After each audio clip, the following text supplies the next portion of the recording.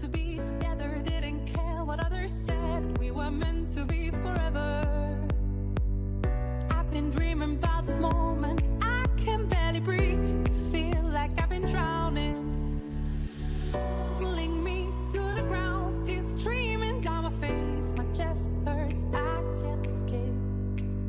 There's no going back now. Will you miss me when I'm gone? Will you think of me when you're all alone?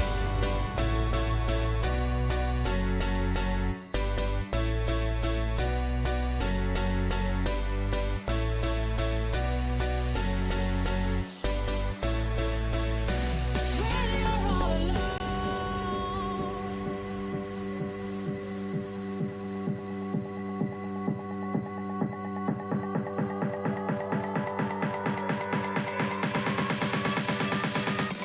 When you're all alone.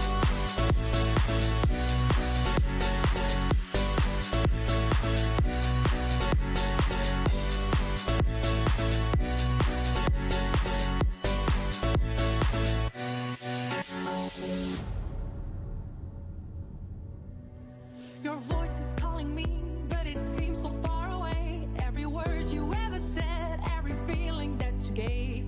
Why did you let go? 'Cause I know that this is hard, but it makes me feel so down. Can we turn it all around?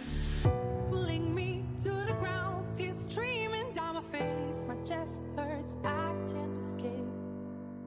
There's no going back now. Will you miss me when I'm gone? Will you think of me when you're all alone?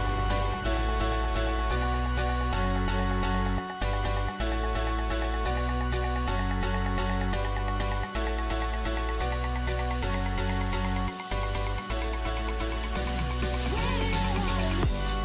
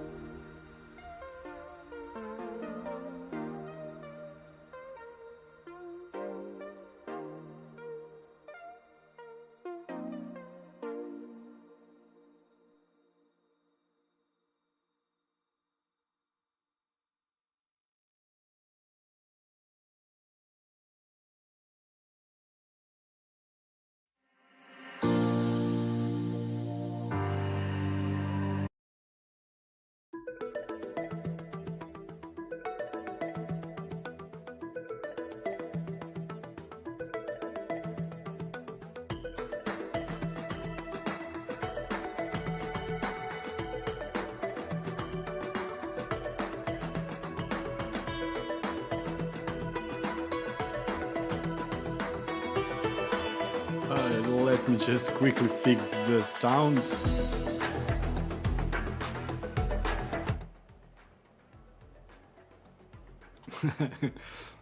Okay, hopefully the sound is okay. I somehow managed to delete all my audio inputs and outputs and had to quickly redo them a couple of minutes ago, but hi everybody. Nice seeing you all here. If you get annoyed by the chat above my head, I can kill that one. Thanks, Pedro. Hi, nice seeing you also, Pedro, here. So the gang is here. Thanks, Rasby, for that. Yeah, I don't know what I did. Somehow I managed to delete all the audio inputs and did a quick fix, but yeah, it's great, it's working. So nice seeing you, everyone. Oh, this is the camera, I forgot. I didn't stream for almost 2 months and I forgot everything. Today it will be fun stream. I will be doing some unboxing.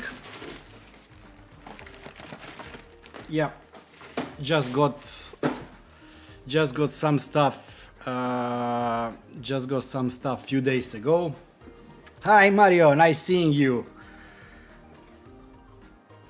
Yeah, something arrived that I know that you will like, and as I do not have use for it, I will be sending it to you when I finish recording video on it, but we will talk about it later on. So how is everybody? Hope you had a great summer. I definitely did. It was a long summer, long vacation. I did get back from the vacation about 8 days ago. No, yeah, 8-9 days ago. I forgot how long. But I only started working some 5-6, no, not last week, but Thursday before that, yeah. But it was fun, it was really fun, but the autumn has started, we have rain, we have about 18-19 degrees, which is a sharp decline from 35 plus, so yeah.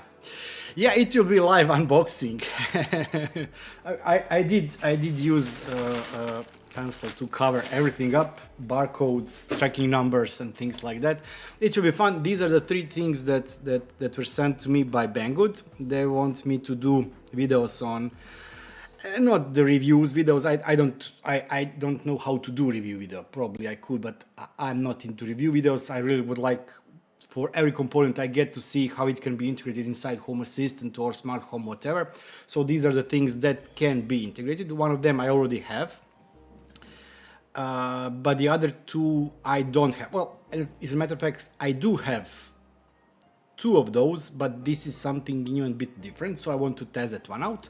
We'll be mentioning once again, I don't know if you follow me on Twitter or not, I've been busy a couple of days ago. I was alone, my wife and the youngest daughter were still on the seaside, and my oldest daughter, she was out with the friends, so I was alone at the evenings, and I managed to solder couple of test boards for the future projects, because this is definitely out of my comfort zone. I can solder with a soldering iron, but for most of those projects I ended up using the hot air gun, and this was the first time ever I used them, so it was a bit out of my comfort zone, but I really am looking forward to playing more, and then of course recording videos, but I will be talking about this later on. I will quickly go through the 2021-8. We can go through 2021-9 release notes or release candidate notes. There are some really nice things, and if you watched my last video, I did mention this couple of times. So the last video, the last release from Home Assistant was more or less everything about the energy. It's not, but indirectly at least 3 things are directly tied to the energy. So for example, sidebar is heavily used in the energy management dashboard. As you can see, even the layout here is pretty similar to the energy dashboard. Then we have long-term statistics, which at the end are used by the energy management tab. And then of course we do have this energy management. But let's see if I missed something. Okay, gauge card. Yeah, gauge card now has a needle. I'm not using them anymore. I think I have a couple of those still left. And I'm not sure if I want needle here or not, but for the visual, it really looks awesome. Currency core settings. I will be doing a separate, I did cover this in my last video, but I will be recording separate video because maybe somebody will not be using this currency setting inside the energy. And as I myself am more inclined to YAML files, this integration is not covered in depth, at least not, it wasn't covered in depth in the integrations page on how you can control it through the YAML. So I will be doing a video, it will be short, 5, 8, who am I kidding? I cannot do short video. So it will be very short from my perspective video on how to change the currency core, what settings you have, and what you can do with the YAML and through the user interface. Siren, I've seen this, I didn't do anything about it. Locking, unlocking, as far as I know, currently is limited. I will be looking forward to see if it will be implemented through whole Home Assistant, meaning that every integration that supports locking, unlocking, or jammed in the future will be using this or not. Okay, device template, some changes here. I still haven't played anything with it. Other changes, nothing. So the biggest really change or addition to Home Assistant was the energy tab. And let me quickly jump to my system. I did show this a couple of times ago, but I just want to show everybody who hasn't seen. Oh, I haven't played with my Stream Deck, and now it should. Yep. Okay. So this is my old energy tab, and I'm still using it. It does look chaotic, and most of my dashboards are not finished in terms of I do them, get, let's say, 70-80% of how I want them to look, but never finish the design. So this is one of many dashboards. So if we compare, for example, energy, you have here standard energy usage, peak and off peak. Okay, CO2 signal is once again not loading. I'm having issues with the CO2 signal. And here at the bottom, I see the individual device usage. If we go to my energy tab, you have here overall home usage, daily energy usage between peak and off peak. And as you can see, when the peak is on, the off peak stays the same, and vice versa. You can see the graphs here. I have daily peak, off peak, monthly peak, off peak, and I also have yearly energy. I'm not tracking yearly peak and off peak. Yeah, I'm tracking, okay. Then I have the cost of energy. What else I have? I have these here. So this is something similar like in Home Assistant, but it's completely different. I think Technology for Life had a tweet a couple of days ago, and he was aiming to go into that direction. So I myself will never have solar panels. I live in an apartment building, and probably I can get with 1 or 2 solar panels just for kicks on my balcony, but there is no real use for that. So, but on the other hand, I really would like to know what would be, what it would like for me to have solar panels. So Technology for Life on his tweet mentioned that he installed the component to track the predictions of the solar capacity at your location, and I was playing with that, and I will record separate video on that.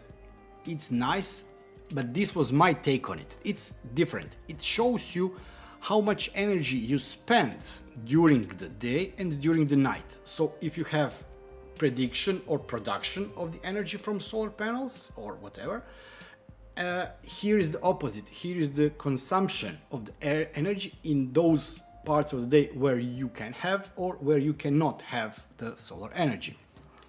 And that's why I also created this graph here. It shows energy usage with peaks, and here you can see when there was night. So during the nighttime I only had one small peak, but during the day we have a lot of peaks of the energy usage. So I really like the new energy management tab, but for me personally it didn't bring anything extra to what I already had. One thing that, for example, this system doesn't have, and I had a couple of comments on YouTube under the video about it, is the possibility.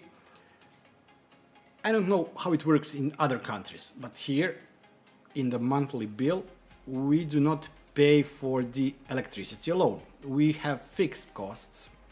Some costs are defined depending on amount of energy used. If you go above certain threshold, you pay some, I would say, penalties or additional charges for the network use or whatever. But there is also a fixed monthly cost. So with this integration, I do have cost, but this is just the pure cost of the energy used according to the tariffs, and I'm using utility meter to separate peak and off peak and then calculate and have price for both peak and off peak. But here I'm not able to get the full overall total cost I will be billed monthly for my energy use. So in my opinion, I'm not saying that my setup is better. I would never say, you will never see me doing a video about the ultimate super, the only best or whatever, because I'm aware that even if I do something really great, there will be at least a dozen people who will do it better. So for me, I still think that, for example, this here, where is it? This is the monthly energy total cost, is, as you can see, not the sum of the energy used itself. I would really like for this to be added. On my behalf, I'm lazy and I didn't even mention this to devs or make a suggestion or whatever. So I know that they cannot read minds. There are a lot of us and they cannot read minds, but hopefully someone will be making a pull request or suggestion or whatever for this to be added to the Home Assistant, because I think that will be great. But in those videos, in the last video, I did mention a couple of times. I think we also mentioned that on in the Discord, and this is something that 2029.9 will bring. It will bring additional energy components into the mix. So I mentioned gas and water. As it stands now, the focus, let's say it like that, focus of the 2021.9 is the gas, or it will be added along the other improvements that were added to the energy management tab. I don't know if anyone here tracks the beta channel and release candidates. You already have release candidates notes that will be probably, if nothing happens, just copied to the release notes. So they should pretty much be the same as they will be in 3 or 4 days when the release is here. So as I said, the energy tab is something that is definitely new, and I like really the possibilities of what you can use to track the energy usage. I will be, hopefully very soon, I will reach 10K, which really means nothing in the world of anything. But I'm really happy about it because it's like a big step, major, achievement, at least for somebody as small as I am. So I will be doing a 10K stream. It will be probably in the next 1, 2, 3, 4 weeks, depending on the number of new subscribers and everything.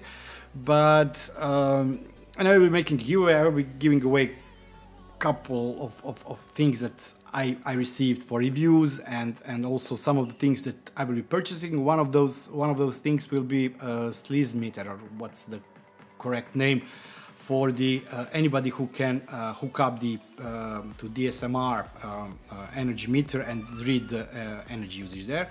The other thing will be doorbell. I'm still waiting for Andrea Dono. He's currently taking a time off to see if he will be also managing to get me one of the new NFC tag readers. So these are the 3 things. I know there are a couple of other things I will be giving away, but I really like the idea that you have a lot of commercially available options, a lot of DIY but already soldered or finished products that you can buy out there, And also, if you want to tinker and if you are comfortable working with the high voltage, you can do your own project. It can be either the ESP with the clamps or Raspberry Pi with the clamps, or one additional project I will be recording in a few weeks is the use of the artificial intelligence to get the data from the water, gas or electricity. And I have to thank Pedro for that. I did see that project once, but I go through tons of projects every day, unfortunately. And he pointed me, and then I started looking at it, and I really like it. So that will be one of the projects that I will be definitely building. Ability to track the usage of water, gas and electricity without any clamps, without any additional hardware devices needing to somehow integrate into those devices. It will be just something you glue to the box and it reads the data. So this is really great, and the 2029 version is bringing a lot more components that can be used either to track the overall energy usage or just to track the individual device usage. I'm using Shell EM and I'm really happy with it. It's working great. I didn't have a single glitch with it.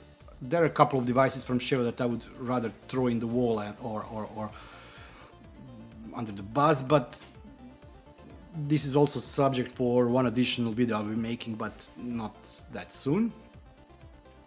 So I really like the Shell EMs and I really like Shelly plugs. They work perfectly, and I was on a vacation when the new release was released and I just simply couldn't wait 2-3 weeks for me to come home. So I did a remote upgrade and it all just worked. I didn't have to do anything. So that's something that has been really changing a lot inside Home Assistant. It's really becoming less breaking changes with each new version and more things just working, just working. For example, 2029 will bring better support for the USB devices, and from what I've seen, whatever you had to do, for example, in a Linux command prompt to see status of the device, things like that, it will now pop up in the integrations page. So you just plug in Zigbee or a Zigbee device, and now it will be popping up the same as, for example, Shelly plug pops up, or I don't know, AccuWeather or whatever. So that's really nice change. Let me just follow this link. So one of the biggest issues I have, and I think that this is maybe not, this hasn't been it is documented, but it wasn't emphasized as much, is the need to change the device class, state, those three, last reset, device class, and whatever it's called. So a lot of people had issues with that. It's very simple to change it. I also mentioned it in the last video. You can do it through the customize. You can use the integration. For that too, I would rather go with the customize, because I suspect that more or less all those things that haven't worked or from the first try will be fixed, and that's the easiest way, just to change in a customize tab something. Okay. Yeah, slim laser. This one I will be probably giving away if I manage to grab one. Energy dashboard. Everybody's seen that. So as I mentioned, one of the future videos will be about the solar production prediction being integrated inside distribution energy distribution board, for you to see if you would have solar panels, what are some values that you could get from your home. And this can be either as used as a selling point to your family members, or just for you to see what would be the impact of having solar panels in the system or not. Okay. So, yep. Let's skip that. My throat already. So we have option if anybody would like to see spoilers for the 2029 2021.9 version, but there are some really nice things that will be released in 4 days. Yeah, 4 days. But if not, we can skip that and jump to other stuff. And other stuff is a project. So I mentioned, hi Milan. Other stuff that I mentioned already is the project that Pedro sent on a Discord link. This is the AI on the edge device. So you can use it to record or capture the status of your whatever meter, analog meters, then convert it and send it to MQTT. In this case, this is still developed platform. I don't like the projects that I don't like. I know that a lot of people just do not have time to devote all of their lives to their projects, but this one has been developed. I've been tracking it for the last couple of months, and you can see that there are 3 releases in the August. So I will be doing that. There is already a video on how you can hook up everything, but it doesn't show you how to hook up it with the Home Assistant. So I would like to do the overall project integrated inside Home Assistant, especially since the version 2021.9 brings the gas, and I really do want to track my gas usage, because before we went to the sea I received the bill and it was, yeah, not interesting. Not interested, very not interested. I have to thank my daughter for that, mostly because she likes to take long showers, but that's a different story.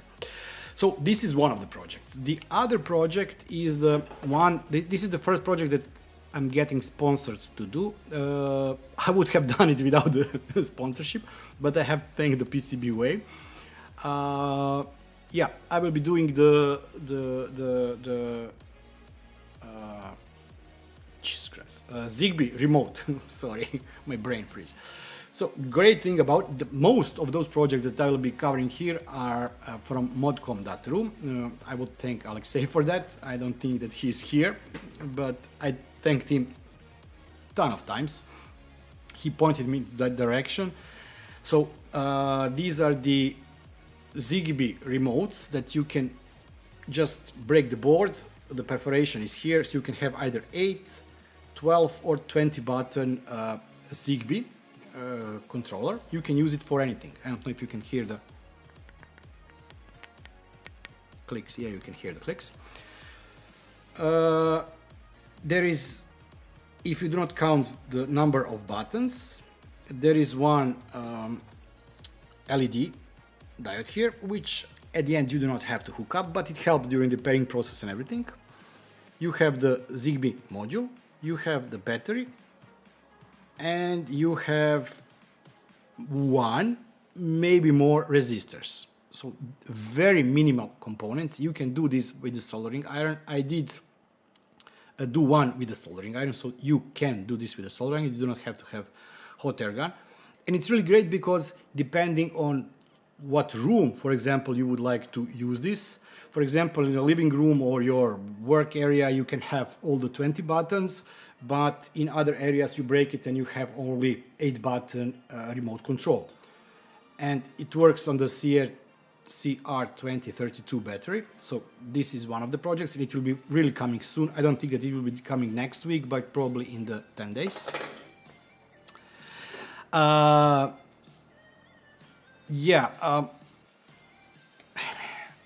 Dustin Watts is a really great guy, and he created a combiner card that allows you to do DIY, for example, DIY Stream Deck, but it can be touch screen, remote for whatever you want.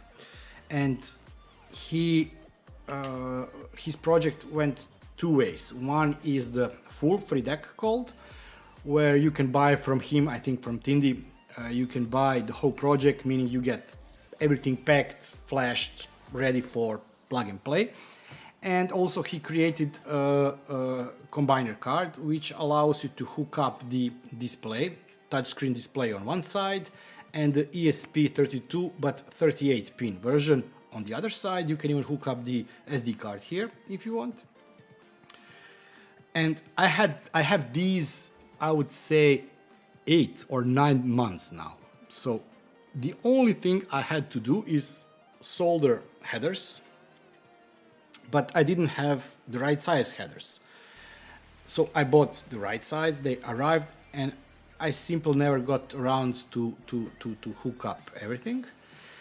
So yeah, last week I soldered all the 5 PCBs that I have. I will be keeping one for myself, and I will be making a gateway giveaway for the rest 4 of them. I will not be including display and ESP32, but you can find either on the Dustin's Discord channel or anywhere. I will be posting a link to that, so you can make those boards yourself.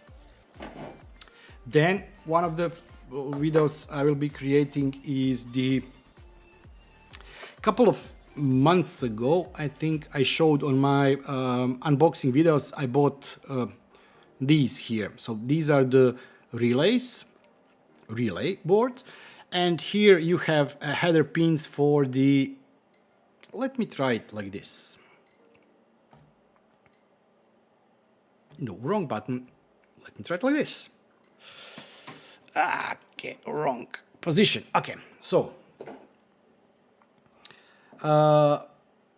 why is it like this? So this is the header for the ESP01 module, and it allows you to flash it with Arduino or even ESP Home, and then control this board. Yeah, chroma key shouldn't be on this camera, but on the other one it needs to be. Let me just see what's going on here. Filters, yep. I don't know why this one has it. Yeah. Okay. I know that this camera here has it, but this one shouldn't have it. So the Russians, what they did, they created a simple PCB. You just solder the Zigbee module, and now what you have is Zigbee module that can be controlled through Home Assistant for the relay, which of course you can use for whatever you want. So I really like this project. Then this is my second try on this board. Unfortunately, I think that I burned at least, come on camera. So okay, okay, like this. So this is the watering station. Here you hook up the 3 motors. I showed, there is a picture of it on the Discord. It uses Zigbee once again. You can hook up here sensor for the water. So for example, if you have bucket full of water, you hook it up in the water and it knows when to start pumping. LED status lights for the 3 pumps plus the station status light. And 3 buttons here for the manual control. So I want to hook this up, of course, to my system. I will be making 2 of those. Unfortunately, I do not have motors for more. I will keep one for myself, and I will definitely be sending one to Per, who did the great job with the hydro boards, because I know that he has a greenhouse. And I also have to thank him. He has been member of the YouTube channel member for 12 months now, and this is really my thank you to him. So yeah, this is another project, and I also have a couple of projects, but most of those projects were waiting for me to improve on the soldering skills, so I can solder the Zigbee modules, because before the summer I started soldering just for test purposes, and I burned 2 Zigbee modules, ripped the connectors from the PCB, whatever. It was really mess.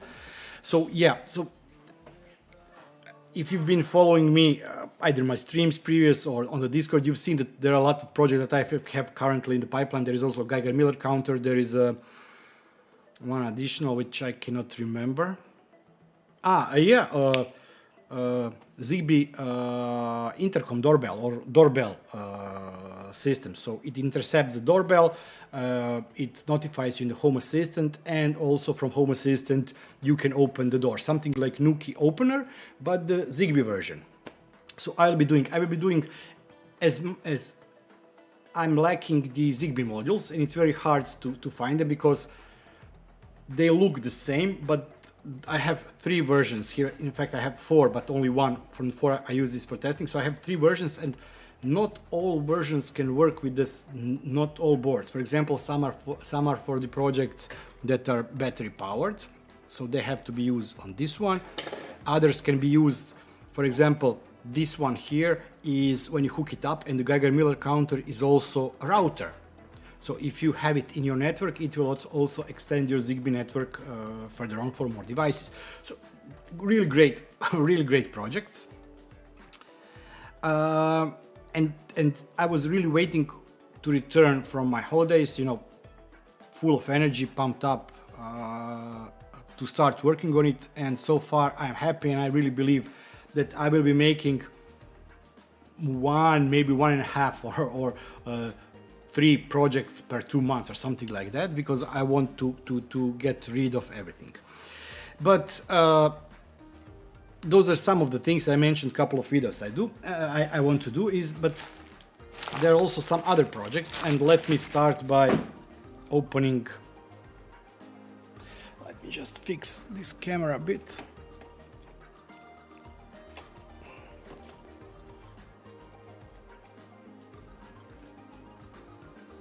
Okay.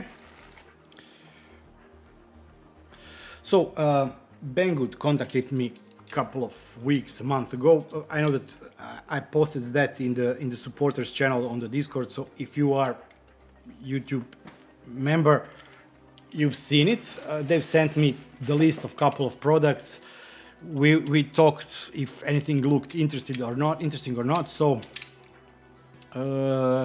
I sent to them what I think is cool, and they said, okay, for now, let us send these products here. This is not my knife, it's from my daughter.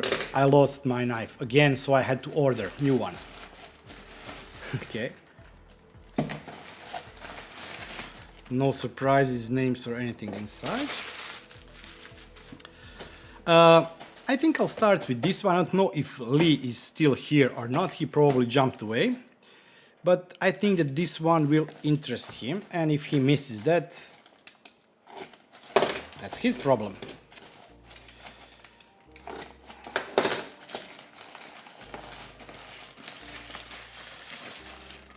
Oh, okay. Yeah, this is it.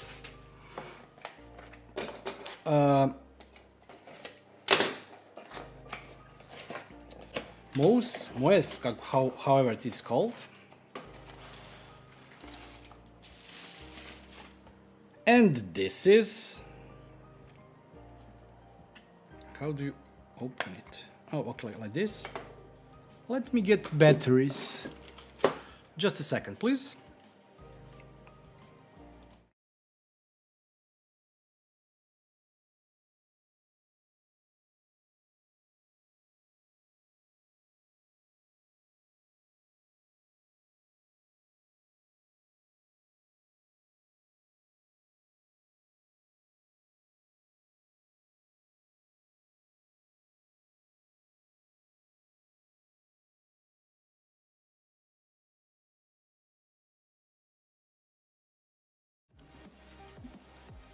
My t-shirt. So, these are the last 2 IKEA batteries I have. I have to go shopping. Minus, plus.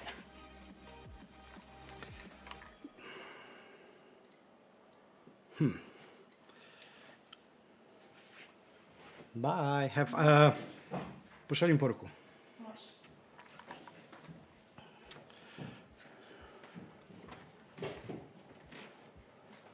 Let's see.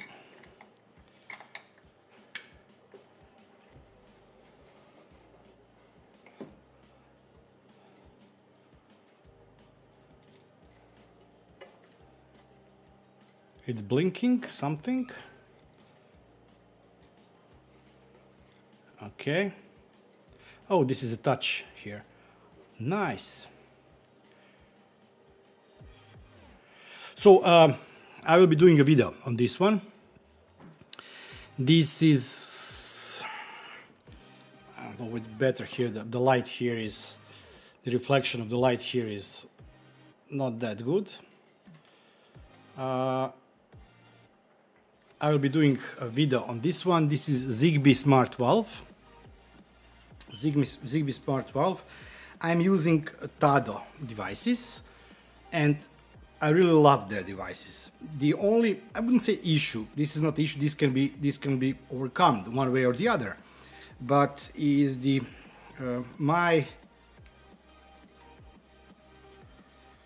okay, I don't like this. I don't know if you can see it or not, but somebody's hair is sticking out of the device.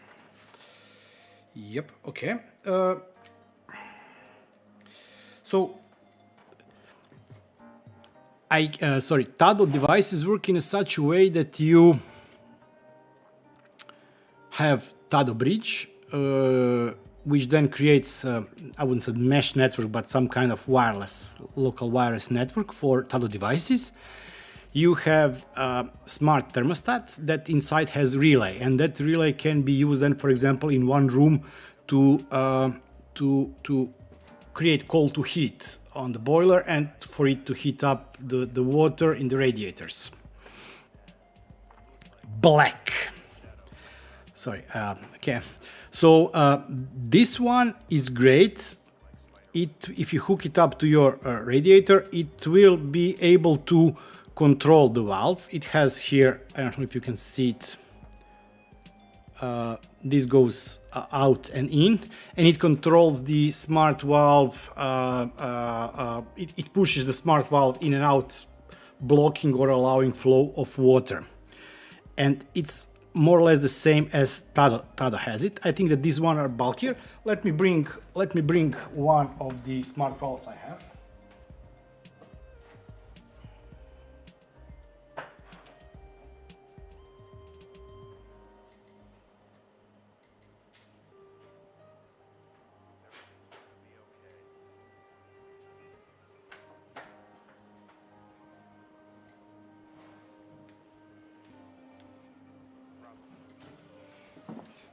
So this is the Tado, and this is the one that is Zigbee. And great thing about Tado, I have 3 of those. This one is dirty. So I can set up the temperature here. It has reading of the temperature here, which is similar to this one. I think that this one allows these holes here are used to control the to see the temperature. And you have here display, and on the display you cannot turn this like in a Tado, but you can use the touch controls here to set up whatever. So I'm babbling a lot, but there is a point. The point is you have to figure out a way how this data that can then be transferred from this smart Zigbee smart valve in the Home Assistant will trigger your heating system. So you still need to have something hooked up to your boiler. This can be very simple or complex device. It can be Tado Smart Thermostat, for example, and then from Home Assistant you trigger their routine. And I'm really looking forward to, I will not be using them, and I know that Lee was interested in this one, so when I finish the review I will be sending him this device. Mario, thanks a lot. I don't know if you can see it. My official. Yeah, my attempt of official cup. It failed a bit, but yeah. Thank you, Mario.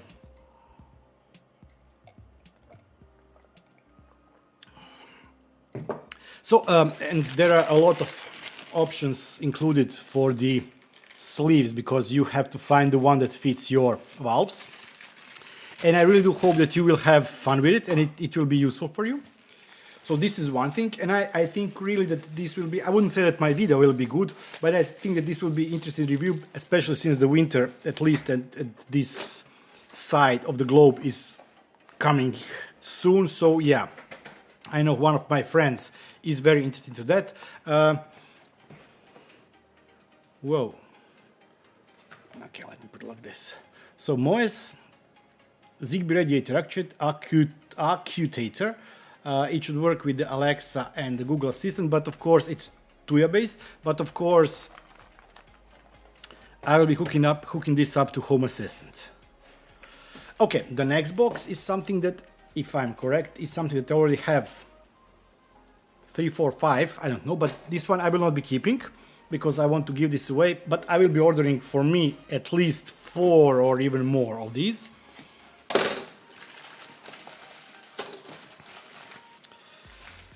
And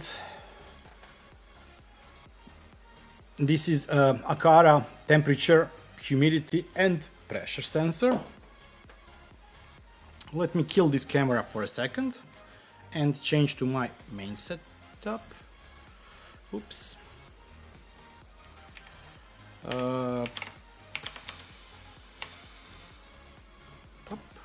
I'm not good with that many desktops and buttons and yeah, sorry, just kidding.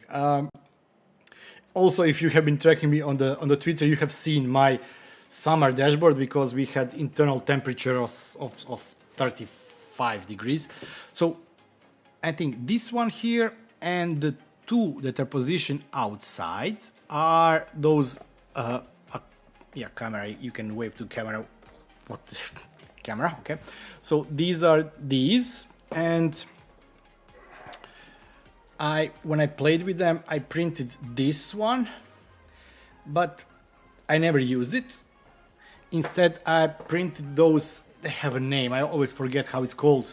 You know, like professional, the white discs, like spheres that are open so air can flow in it and things like that.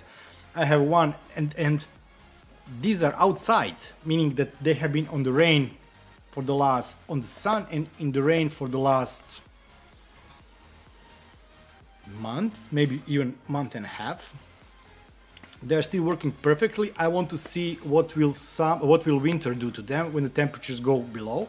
So I will be making a separate video on this. I will be testing, I will be showcasing how I did it, how you can print those boxes if you have 3D printer to protect from direct sunlight, but also from the rain, and still you get good enough readings.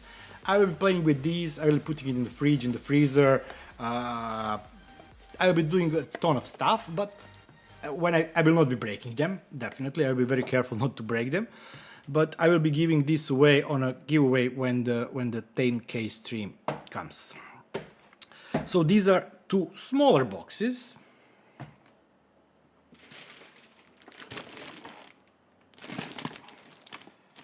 Yeah, as you can see, this one is not that small.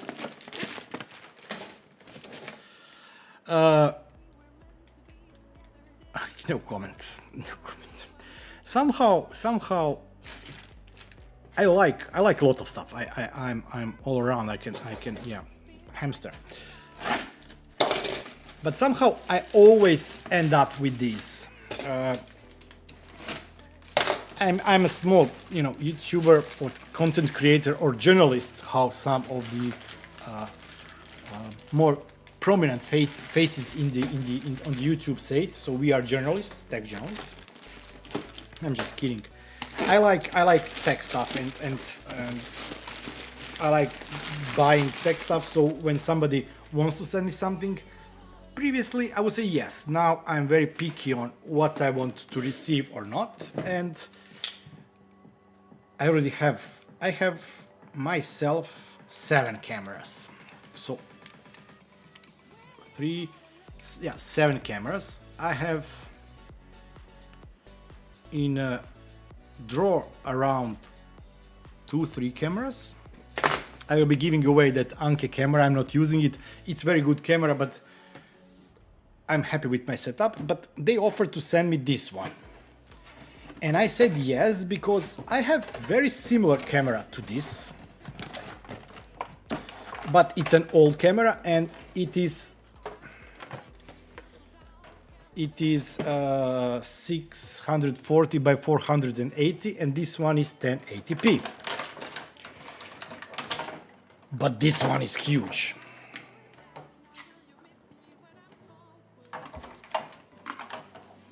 Let me see what I can do with it. So this is the Wi-Fi, but also power over Ethernet and power over whatever, and Ethernet cable here. Pan tilt zoom, 200 and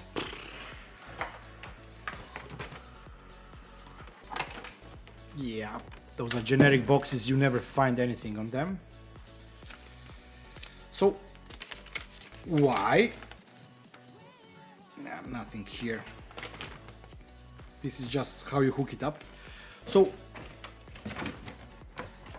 it comes with the power supply and the mount, which is great.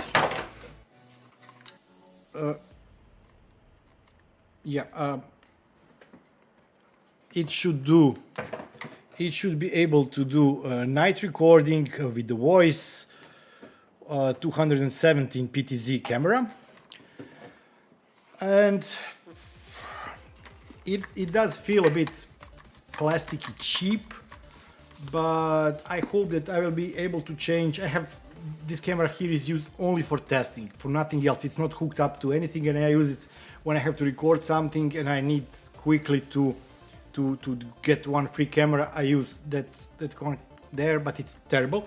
So I hope to use this one. Maybe even I will. It's outdoor. This one is outdoor, so maybe I will even hook it up to be able to do parking surveillance here. I'm not sure.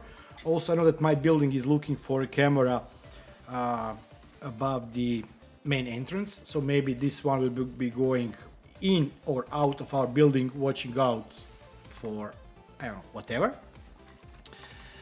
But yeah, so I want to hook this up to Home Assistant, and I want to play with the pan, tilt and zoom from within Home Assistant. This is the only workable camera at this point that I have, meaning that resolution is not like the, I don't know, me drawing with a hand. So that's why I want to play a bit with this one. On the other hand, I also was approached by the Realink. Once again, I did decline a couple of offers from them because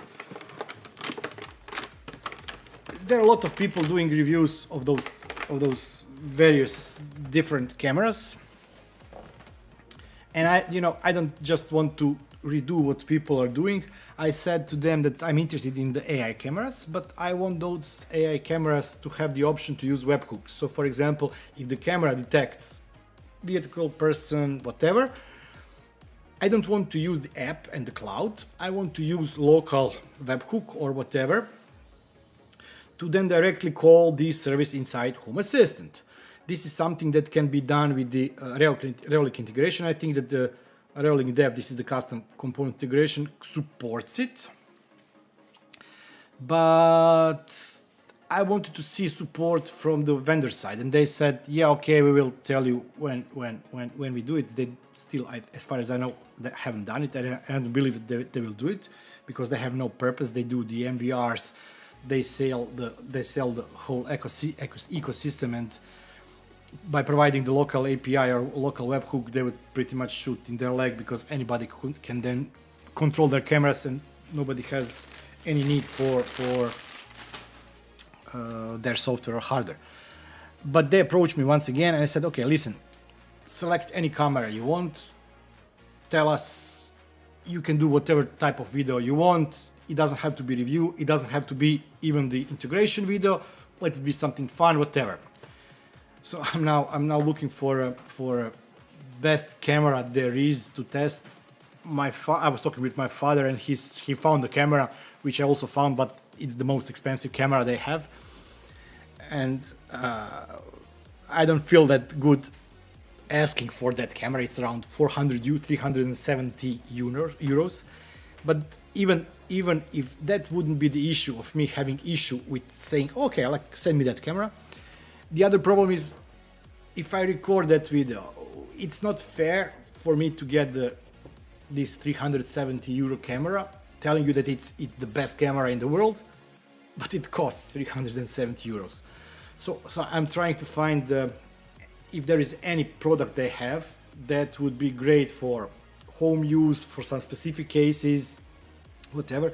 This camera, mind you, is great. It can be hooked up, for example, to your gate or whatever. If you have private property with whatever, you can use it to control or open the doors. So it does have purpose, and if you have that big property, you probably have money to buy that camera. But I'm simply, it's just about the normal price level. I maybe am thinking about buying those battery/solar cameras to see if they work. I know that they do not work with most integrations. I think also Home Assistant, because battery powered or solar powered cameras do not provide constant stream. The stream only is there when there is a motion to of course the optimized battery usage. So those are not that great, but I still have to see what I will do with that. So these are the first 3 packages from Banggood. I have to do videos on them very soon. I don't know when, and I know that these will be fun. There are a couple of other things that I mentioned that I would like to do videos on, but all of this stuff will be at the end integrated inside Home Assistant. Is that it? Yeah. Wow. So this is it. I'm just kidding. So these are the 3 future videos. Let me open this Aqara. I don't know if you've seen. Probably you've seen it a million times. So there are 2 different devices. These are the newer ones. I sound like I know what I'm talking about. Spare double-sided glue tape for the device. So these ones are like this. These are the newer ones, and I think that these are called Aqara. And just a second.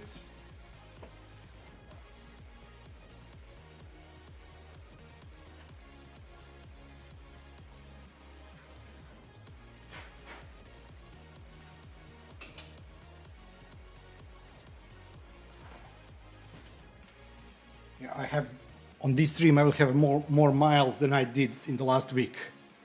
Hey, hi Mark. You missed the cameras once again. And these are the other ones. So first model was this one, and now they are doing this one. The difference is that these one have the pressure sensor. And from what I've seen, the difference between those 2 sensors are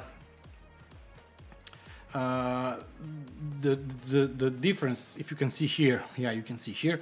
So one is in the front of the balcony is on the other side, the loggia is on this side.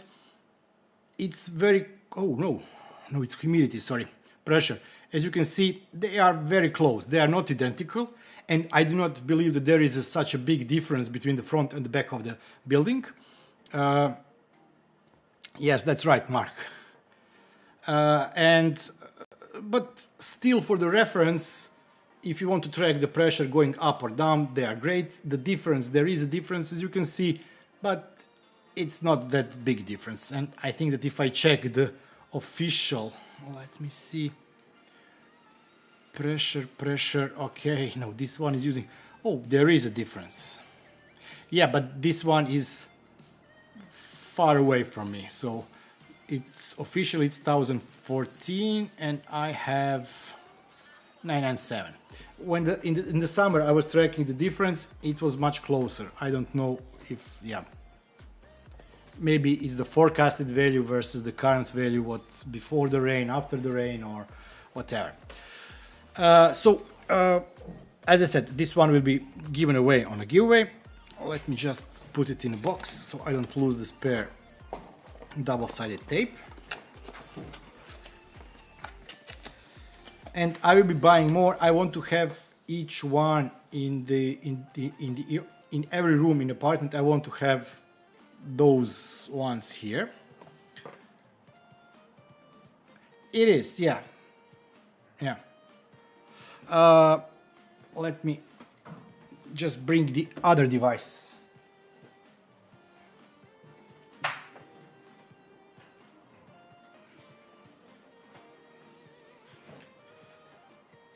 I forgot if I already recorded video or not. I currently have 190 videos and it's really hard to track what I recorded or not.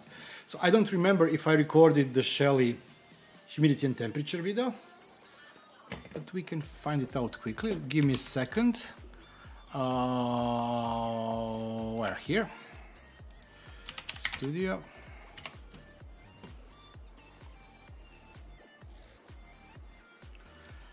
Shelly.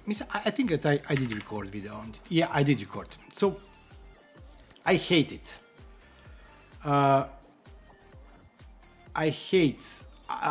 Okay, let's not talk about the Aqara vibration sensor. I have really bad experience with that one. What I wanted to say is that I'm in my bedroom. I'm currently using this Shelly humidity and temperature sensor, and it works okay.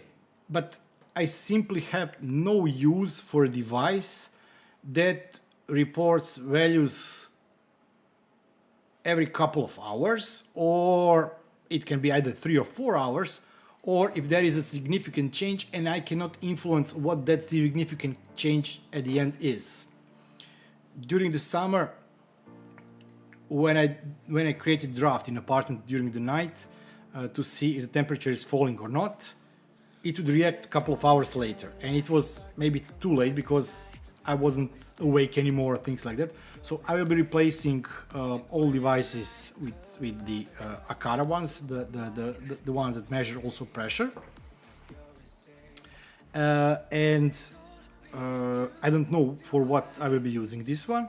It is a great device, but it has the option to install the USB dock for it.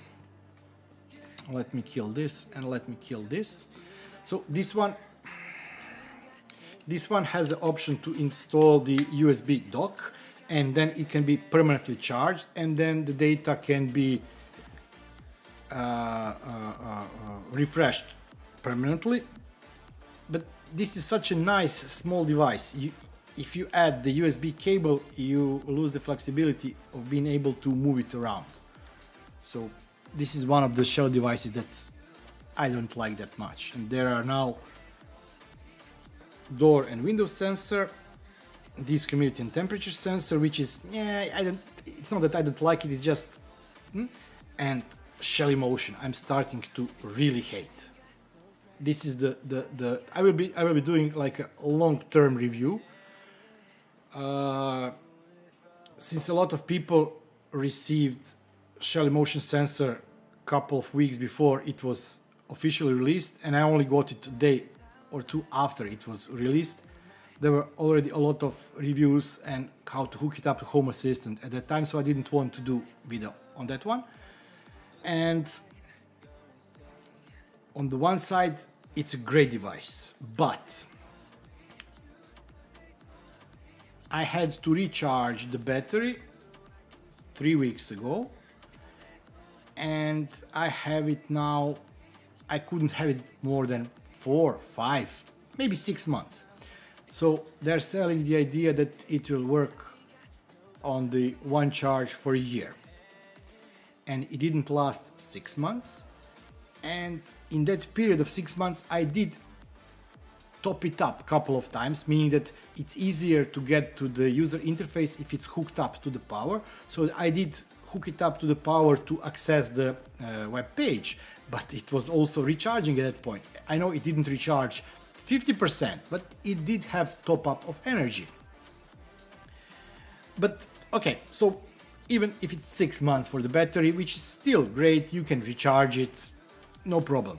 But the biggest issue I'm having with the Shelly motion sensors is that I don't know why, I don't know how, but it just loses the Wi-Fi connection and it doesn't want to reconnect. In the Home Assistant, then you lose the status of the sensor, it becomes unavailable. And I think it happened 5 or 6 times last couple of times I managed to use the provided pin with it to reset, but not full reset to factory settings, and to get it hooked up to the network. But I also had around 3 or 4 times I needed to fully factory reset it. Yes, you can set it up in 3-4 minutes, but still, just the idea, when I see the motion sensor unavailable, I just am really in the bad mood.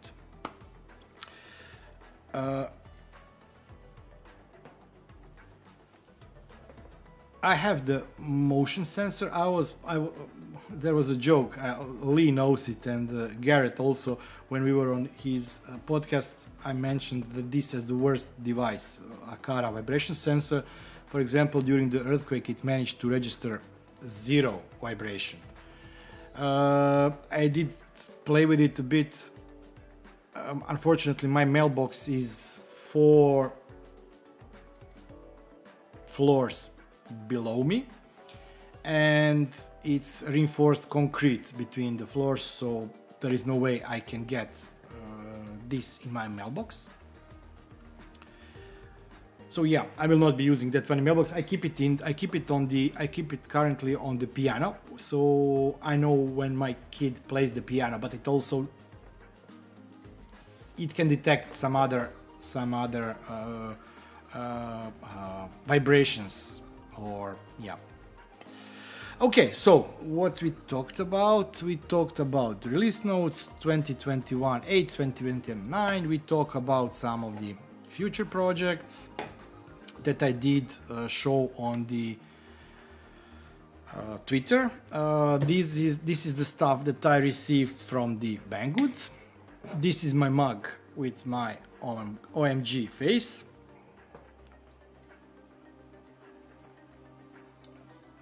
But there is something, it's also good, my wife just went out. I think she took a dog for a walk or something, that she's not here.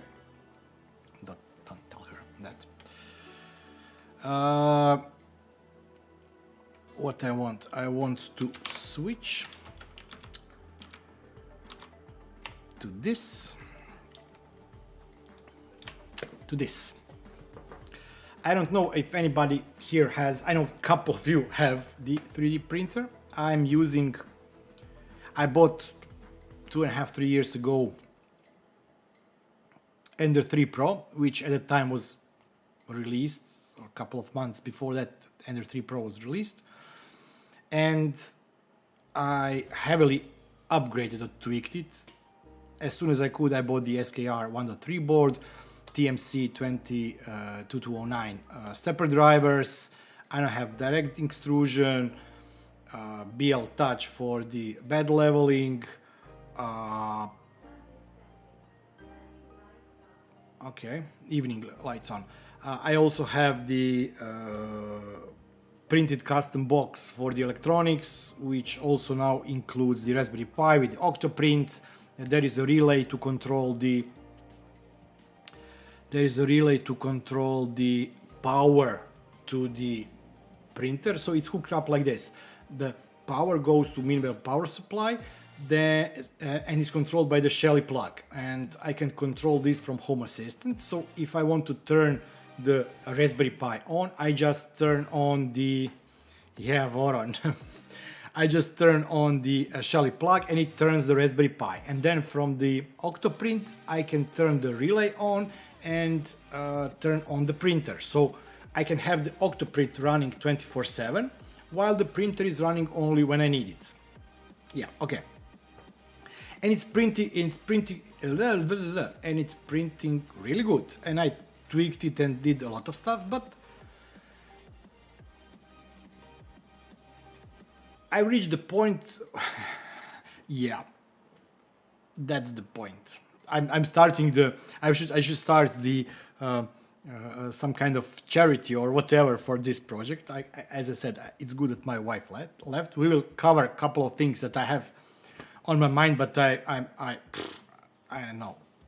I don't know how I will be able to buy it without her knowing the total cost of the project. That will be that will be very hard.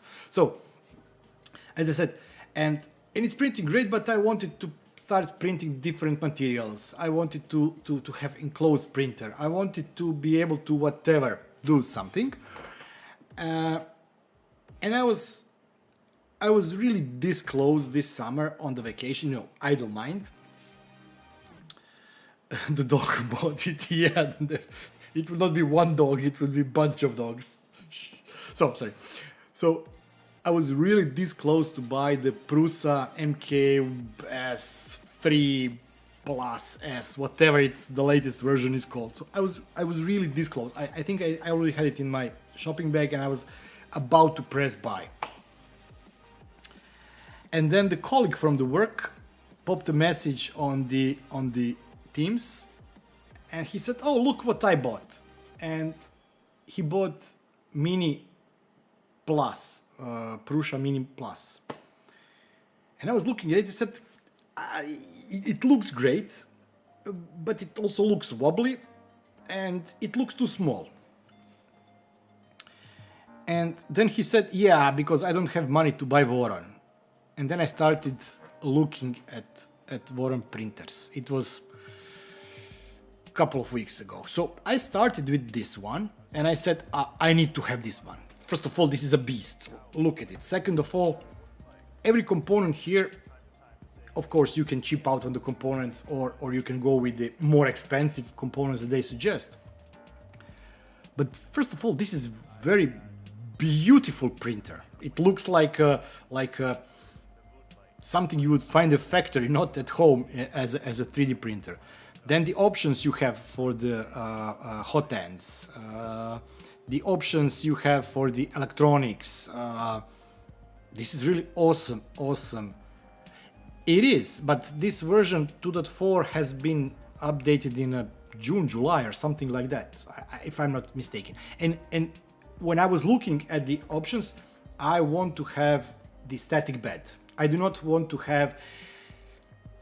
have space in apartment, and currently my Ender 3 is positioned between the cupboard where we keep our coats and whatever, something. And there were already a couple of times when I was printing something when the kids just opened the door and hit the bed and it was in the middle of the print. It didn't mess the print, but it could have. So I want to have something where the bed would be always in the printer, and this is why I'm not going with the where is it? This is why I'm not going with the Trident or 1.8, because it has a bed that is fixed in the box, but it is going up and down. I would rather have the gantry for the XY. Yeah, I know. 2 is not the version, 2 is V2. Sorry, I'm calling it V2, it shouldn't be. Thanks. We'll go through prices in a couple of seconds. So, I'm sorry. V2 should stand not version, but Voron 1, Voron 2, Voron 0. So I was looking at the Voron 2, because I want to have fixed beds and then have gantry, moving Z, X, Y, whatever. So this is why I wouldn't go for the Trident, which is the latest release. It was a couple of days, I think, ago was released. Then I started looking at this one, and this one is so cute. And there is nothing in the gallery. Core XY, yeah. This one is great, but the problem is with Voron Trident, Voron 2 or V2, you have option of build plates, 250 by 250, 300 by 300, and 350 by 350.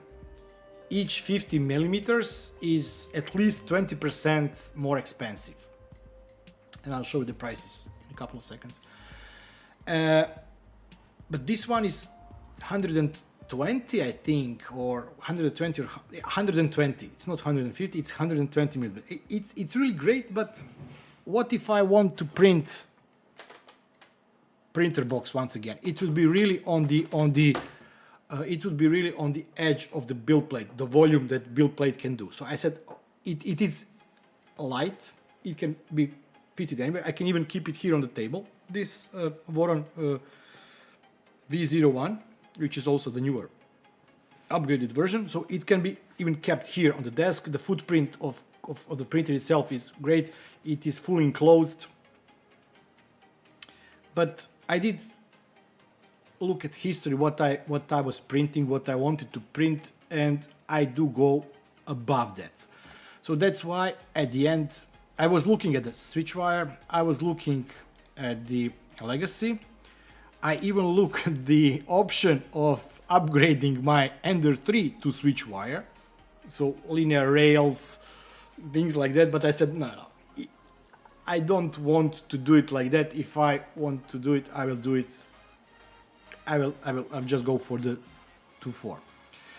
So the next question which arose was the size of the print bed. So currently I have Ender 3 Pro, and Ender 3 Pro has 235 by 235 size of the print bed.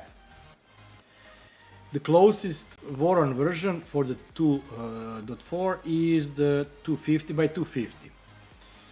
And I said, okay, but you know, bigger better. So I wanted to go for 300 by 300. Yeah. So I said to myself, okay, I will go to 300 by 300. It is more expensive than 200 by 200. And when I said more expensive, there are a couple of ways you can buy it. You cannot buy the whole printer, for those that do not know. You cannot buy the whole printer, ready-made printer. You can either go to the website, and let me show how it's done. So let me say I want to make Voron 2 version 2.4. And I select configurator here. It asks you a couple of questions. So do you want direct feed or Bowden feed? I want direct feed. I currently have it on Ender 3. I still haven't printed anything with materials that really require it, but I want to print, and I couldn't do that before I did direct feed or direct drive extruder. Yes, I'm building a new machine. I do not have anything earlier, and I want to go with blind joints. Blind joints means that extruder, those aluminum extruder lines are connected in such a way that you don't see any joint. It's done, yeah, screws and holes and whatever. There is a Mitsumi corner cubes. These are the cubes that then get covered, and you do not see joint itself, but you see where the joint is. And open builds frame corner is just, you know, frames with those triangles inside where you screw something and that. So I want to have this one because it looks best. For cable management, I would cheap out and don't go with the this first option. Then also I do not want to go with the printed version. I would go with some generic cable chains. And as I said, I would go with 300mm spec. And what you get here the information about the build volume, you get the information about the frame dimension, and if I'm not mistaken, this is 5 centimeters more than currently Ender 3 Pro is taking in the front. So 5 centimeters, the box of the printer is 5 centimeters larger. A print area is larger, 7 centimeters, but the printer itself footprint is 5 centimeters. And then what you do is you download the bill of materials, you can show it, and you can also look here at sourcing guide. So let's press show. Here is the list of all the things that you need to buy. So these are the screws, nuts, spacers, T-nuts.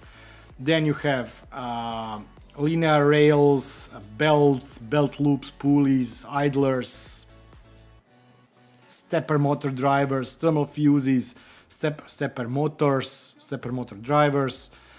power supply, one for the Raspberry Pi, the other one for the other electronics. You know, see, this is, you know, you go out and shop, but you cannot shop it. There is there is no single. Let me first finish my sentence, then I will correct myself in a second or two. So there is not a single shop that sells you this. And if you want to buy these things for yourself, you press here the sourcing guide. You have here the selection of options. So Voron 01, Trident, or previous model 1.8, Voron 2.4. And for each of those items you have here. So for example, let's look at the thermal fuse, 120 centimeters. If you go here for the electronics, you have here thermal fuse, press on the link, select here 120, they have 25, okay, and then you buy this item. And there are million items on that list. And then, for example, for this one, since this is Yanwen, you wait at least 6 months to 12 years. Then you have option to buy this item. Okay, let's use this cheapest option with the tracking. So you pay additional 25% on top of that price just to ship that one single item. And I exported the bill of material lists. I went to the AliExpress and started filling up all those items. I was not even halfway through the list, and I reached the price of 620 euros. And I know what are the price of the kits. So the other option for you is to buy a kit. And this was without the linear rails, this was without the frame, which is expensive, this was without any electronics, stepper drivers, controllers. So it was $625 for screws and bits and bobs. Sorry, 625 euros. I said, no way, if I continue like this, and I was not chipping out of items, so they were not the cheapest ones you can find. But I also didn't go for the highest possible quality you can get the item. So I said, if it's now 600, it would be 2000 euros plus when I finish with the bill of materials and go with the things that they recommend. Yeah. So I found a couple of options. These are the options. So, as you can see, Lee, one option is 998 euros plus 183 euros for shipping. The other option, also from the Spain, is, but look at it, 45 euros, 183 euros. These are the same size, same kilos, same everything. Yeah, okay. I don't want to go into shipping detail. So it ends up that whichever way I go, at the end, it will be cheapest to buy kits. And there are 3 kits you can buy, or 2. 3 kits. One is Formbot, and those have existed for the longest time. They can be bought in the EU. It is known what are the issues with this kit. For example, the quality of the bed of the aluminium can sometimes be tricky, cabling or whatever. LDO is best, but LDO only has kit for the 0.1. The kit for the 2.0. Yeah. As I said, thanks for that. So the LDO, I would definitely. There are 2 things. Okay, there are 3 things. First, I don't have stash of money somewhere laying around you know, to pay whatever these kits currently cost. Plus, on top of that, I either have to print the ABS parts or use the printed forward service, because the parts that you can buy on AliExpress that are printed on the ABS are, most of them look as poor quality. So I will be probably saving up for a couple of whatever, and either waiting for the LDO to release the 2.4 kit, and they said in July there was some rumor that they will maybe in the next 2 months release the first version or the pre-release version of the 2.4. Their Voron 0.1 kit is beautiful. It has all the components are great. Yeah, I know. I will definitely use PIF. I wouldn't print it myself. I would print it myself when I get Voron to print Voron parts, but not at this point. Not at this time. As I said, I have Ender 3 Pro, which I could print with the ABS Plus, and this is something that I want to try on this one before I sell it, and I will be selling it when I get the new one. If I manage to stay in this apartment and my wife doesn't kick me out of the window, but let's not talk about that. So there are I would say three kits that I found. The Formbot is one that's been sold most, and I think that this is the oldest kit that is available, and the quality is more or less the same, but there are some parts that you need to change. LDO for the 0.1, I think that it doesn't have a single thing that you would need to replace or have to be worried about. The SSR or the solid state relay in Formbot, I think that also was a problem. Yeah. FreeDeck is the second one, but the problem with it is the kits they are selling, and I want to buy locally in the EU. I don't want to have any issues with the import taxes, whatever. I just want to get it from the local warehouse. Is the size. It's 350 by 350, and this is something that I do not want to go with. I know that this is only a 5 centimeters larger, but it impacts the overall footprint of the printer. As I said, I would go with the 300. If I cannot go with 300, I would rather go with 250 than 350. And okay, where is it? And I didn't know about this one. I've seen it. I think it's very recent. I've searched the internet about it. I've seen the oldest post about this kit is maybe 2 months old. Blue Rolls. They have 300 by 300. They post from Spain, and the kit so far looks okay. The components inside the kit are okay. For example, while the Formbot, yeah. I agree with you, Horst. I agree with you. But for example, what I've seen on the reviews,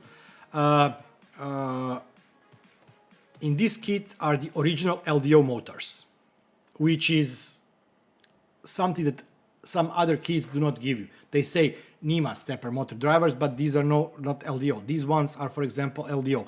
This one has, I would say, from the components, I've seen the components that are the closest one to a perfect model. The build plate, once again, on this one, aluminium, is not that good, and the SSR I would definitely change. But from all the reviews, for example, they're using spider board, and spider board, if you look at Voron project, for me is something that all the future Vorons should have, as it was, I wouldn't say approved by Voron Design Group, but they did have some influence and impact on how this board was designed, if I'm not mistaken, and I may be completely wrong.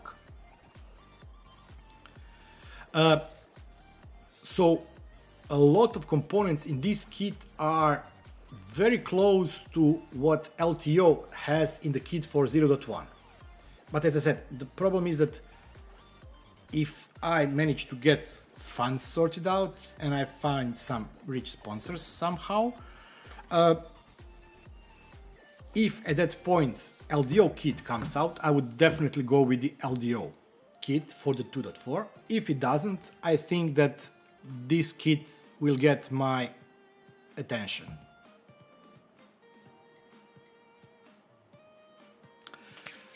But as I said, I'm not that I spent a lot of time last month reading, catching up on the Discord, forums. I don't do Reddit. YouTube, watched reviews, looked what Nemo was saying about the kits, looked what others were saying, went through a couple of unboxings just to see what people get in those kits. And as I said, unfortunately, 127 orders, this is still very low volume for the kit itself. If it would have much more sales and then much more reviews, I would definitely go with this one. Yeah. My throat. We still have half an hour and my throat is killing me. And I don't have anything to drink. So this is one of the, yeah, SSR is something. SSR and the heater and the how it's called, the thermal paste or whatever. This is something that I will be buying locally or in the EU from the reputable sellers. No matter what I received in any of those kits, except the LDO kit, I would definitely go and replace those things because they can be fire hazard. I think that one of the issues is that this thermal fuse is 150 degrees and not 120. Pedro, nice seeing you. We'll be chatting. Have a great time. So yeah, so this is definitely one of the projects. There are, as I said, there are a lot of things that I will be doing in the next couple of weeks and months, and there are a lot of other projects. But this is something. When I start working on it, I really am looking forward to building this printer. As I said, as I mentioned previously, the option for me is I don't know why I have some kind of problem with the Prusa as a company, not as a printers, because of the problems between the Prusa and the community some 5-8 years ago, whatever, when they were starting, they were selling, there are a lot of talks, who ripped who, what they used, what is the intellectual property, what is the open source. And I have a problem that I don't tend to forget things. Yeah, it is a beast. It should definitely. Did you do time benchy? What is your score for the time? I'm not really interested in that, but to watch how it prints, the speed of the printing, it's mesmerizing. It's like watching the CNC machine mill. I know a couple of things that I will definitely do on this one. I have to have camera. I was looking at what options would be best, where to position and how to do for the time lapses, monitoring the print. And the second thing that I need to install is some smart lighting. Oh, you didn't do it. Did you do the how it's called? Those two for the head vibration compensation. How it's called? I forgot. Where you put the sensor for the vibration and then do the compensation on the movement of the head, so you can maximize the movement and minimize possible shaking of the head resulting in the artifacts in the prints. Input shaper, yeah, pressure advance, yeah. It's great. When I was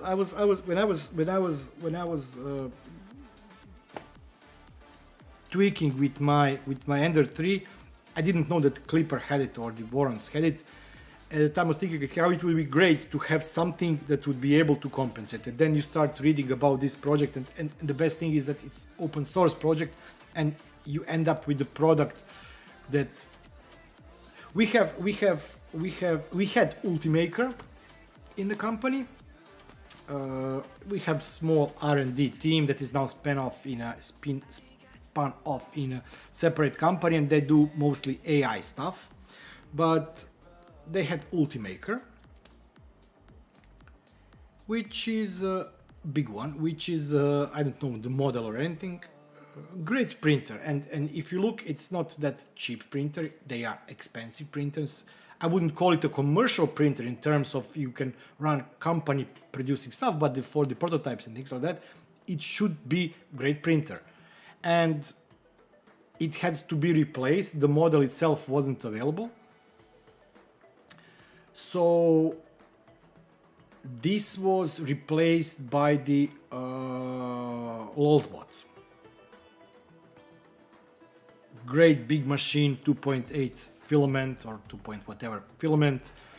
It has replaceable hot end.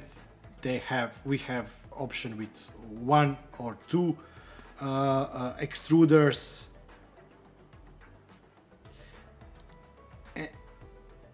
And this was the printer. This was the printer that was commercial. I mean, bought. Nobody built it. It was bought in a shop, ordered. So Ultimaker is one beast.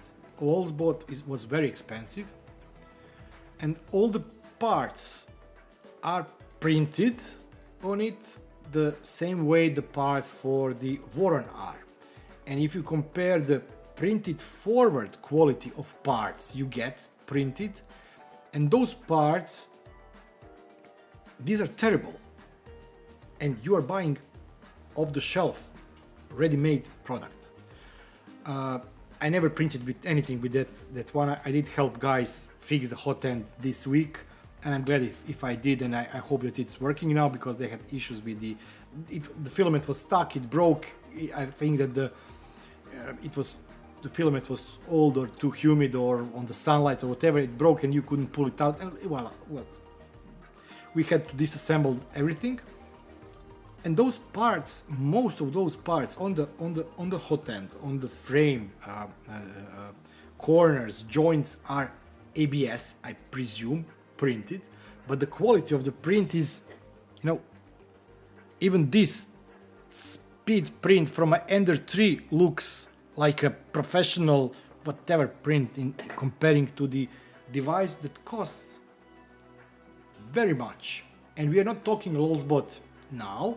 We are talking about before it went bankrupt and was purchased, and now you just have the name and the printers maybe look like it, but who knows what's inside those printers. So to have Voron as a one-man project, then a team project of open source think tank, creating the best possible options for the printer, for anything, for the motion, for the heating, for the airflow, for cabling. It's really, I love those projects, and I really am looking forward to one day being able to assemble whatever Voron. Maybe at the end I just go for the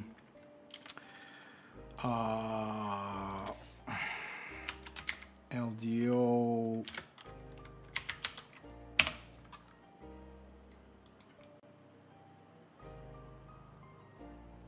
Maybe at the end I just go for the Voron 1. It's 3 times less. I can print something big as this, but who knows?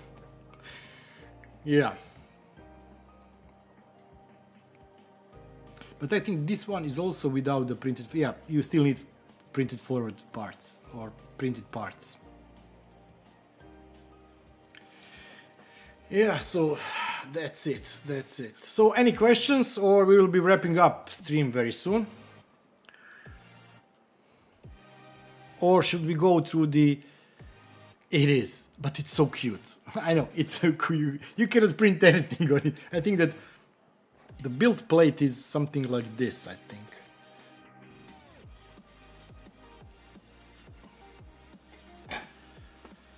Yeah, but are you going for the Ender 3 V2?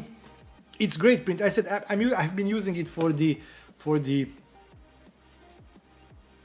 It's not 3 years, but more than 2.5 years now, and I printed tons of stuff. I mostly do. Most people call it prototyping, but I call it a finished product, because I never at the end print in higher quality. I almost always do in a lower quality, higher speed, which is no issue with Voron, just to get the print out faster. And I said to myself, yeah, later on I will just reprint in higher quality, and I never do that. But if I look at some of the projects, for example, one of the first prints I did was for my father clip that is used in a deep fryer. So it goes in a deep fryer. It goes near high temperature. It's PETG, but it's working.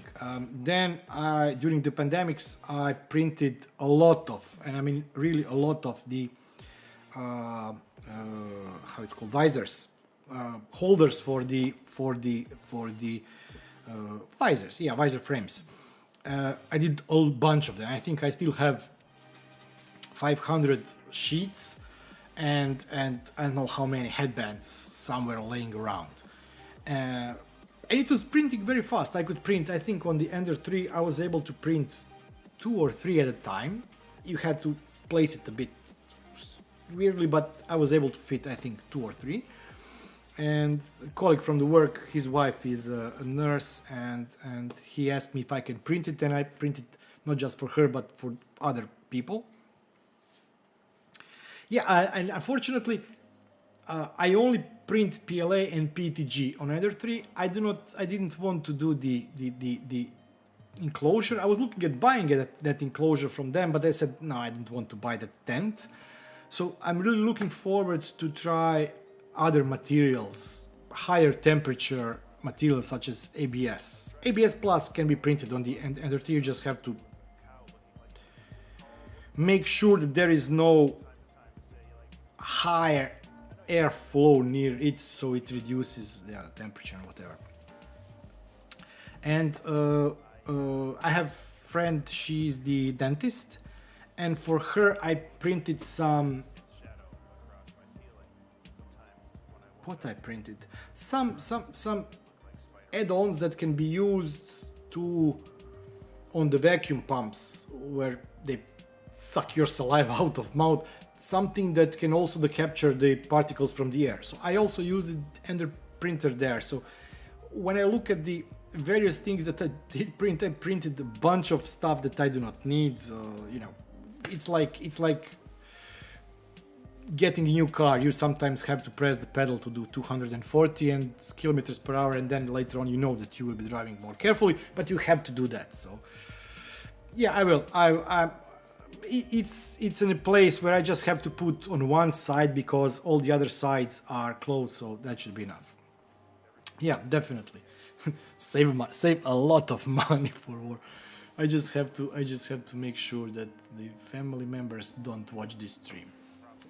But yeah, so I really am looking forward. I know that this is a currently distant future, but I'm really looking forward to build the Voron. These are really beasts, and I like how well the project is covering all aspects. For example, I showed the configurator. You can go to CAD and look at the designs. STLs are used to print the files, but the manual for the project is awesome. It's very detailed, really showing you all the steps. And if you go through this manual, I was thinking about that. I would rather make, you know, it would take me probably, if Nira took him 10 hours to get from 0 to first print, it would probably take me 15 or 20 hours. I don't know, but I would rather make, you know, small streams, and you know, people have oh, let's today do frame, let's today do gantry, let's do z-axis or whatever, and then go through small steps. It would be very long project, but with the Vorons you cannot hurry them. There is no, yeah, of course, if you have nothing else to do, you can, you know, wake up in the morning and have it finished in the evening.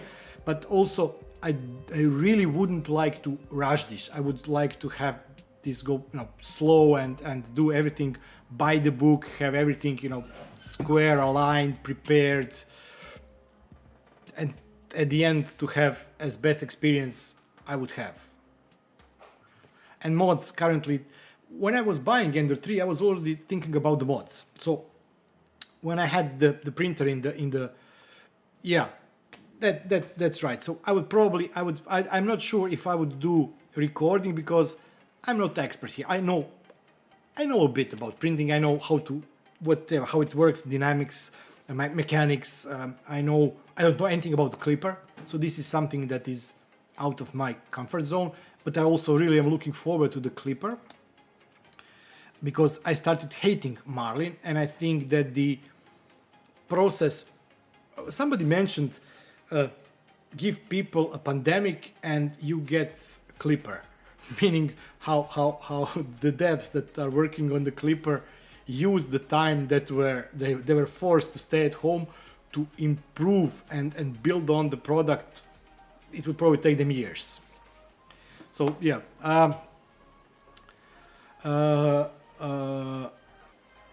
Nita, can I ask you just bring me a cup of something? Thanks. So I would probably do it slow. I would like to do it on a streams, bit by bit. I have problem with the space, meaning that I cannot leave it outlying because family members use this space. This space here is mine, but this is very limited. Let's say 1.5 meters by 2 meters space. That is my private area.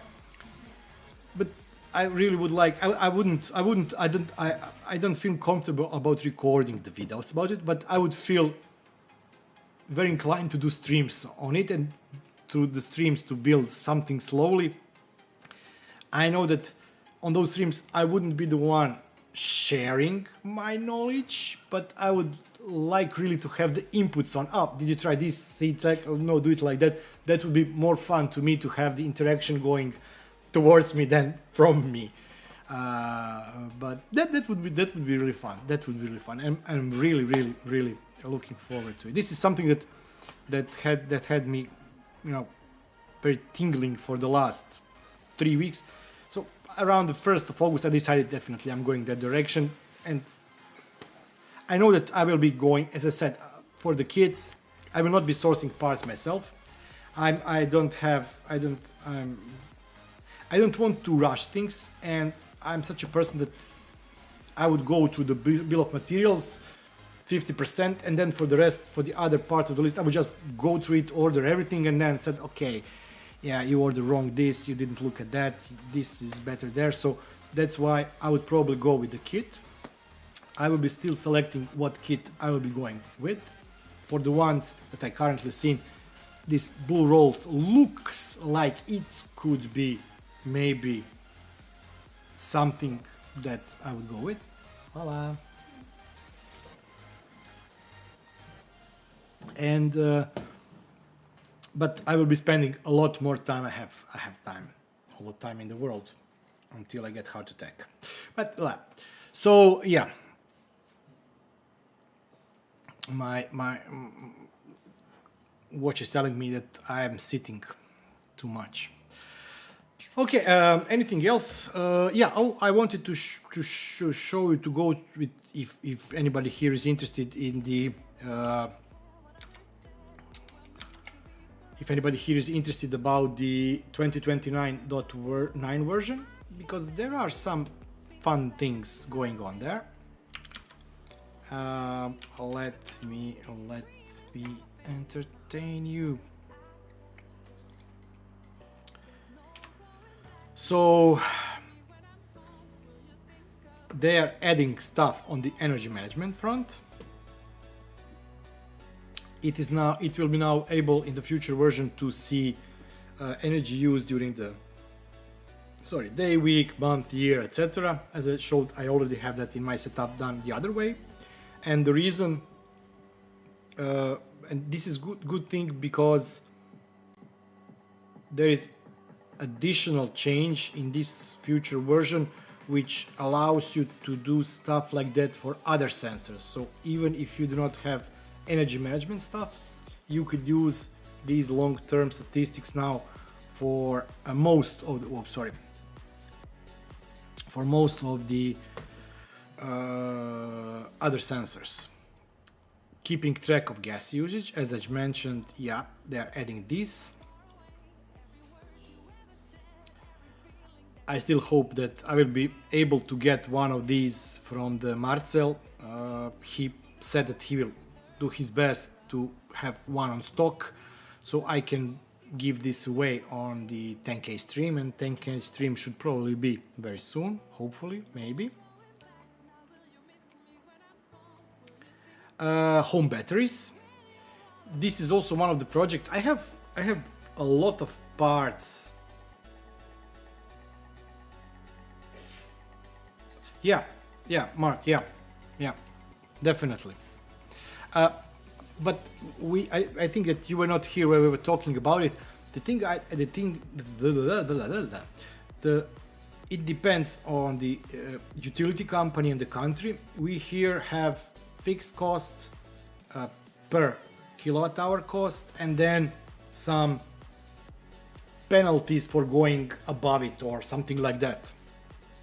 So the monthly cost is not just the energy usage. Monthly cost also has some additional things tied to it, and I think that they still didn't include that in the cost section, but I may be wrong. Home batteries. This is a project that I wanted to do last winter or before that, and never ever finished it. It's still in the box. I have all the parts for the power monitoring, cell balancing, whatever. I wanted to do a power wall, small proof of concept project to integrate with Home Assistant, and then just to show how it would work. But so for me, this is really interesting, but I will not be able to use it. I don't have any kind of home batteries. I mentioned this at the beginning of the stream. There are a lot of additional energy providers or whatever integrations that are now added. So hopefully this will cover even more people. Long-term statistics have been unlocked for all sensors. So GG, this is something really great. There are some for most of the statistics in my system, I can live without them. So I can, delete, start from the scratch, etc. But there are a couple of sensors that I would love to have statistics. And for example, I showed it at the beginning of the stream. Let me switch here. So this, as I mentioned, this I started last August, so it's now one full year of tracking the energy and tracking the energy usage between the night or day and night. And in order for me to ensure that I have this data, and I know that I will corrupt database, reinstall something, do whatever, I made automation that every midnight at 23:59:00 I receive notification on my mobile phone in the Telegram with the current with energy usage for that day. But before the midnight before the new day starts at midnight, I have additional automation saving in the CSV file status of the Horst. Hi, thanks for joining and thanks for sharing the Voron stuff with me. Thank you. So I'm saving in a comma separated file status of the total energy usage, day energy usage, night energy usage, and some other stuff.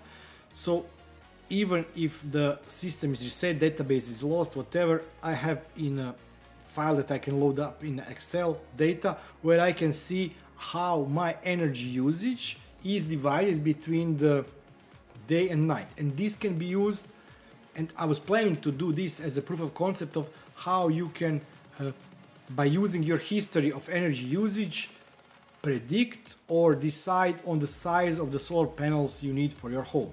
So I now have 1 year, meaning the full cycle all the winter, summer, spring, and the autumn of energy usage in my apartment, which can be great. So yeah, okay. Let me go back. So this is now great that we can have that, we can play with what data we want to keep to have the maximum median value.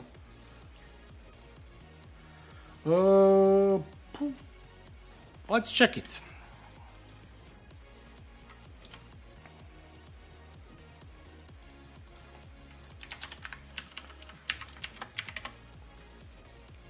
It's automations. I think it's in the utilities or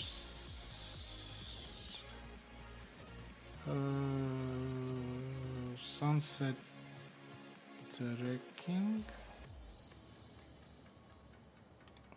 Let's see if it's here. No, it's not. No.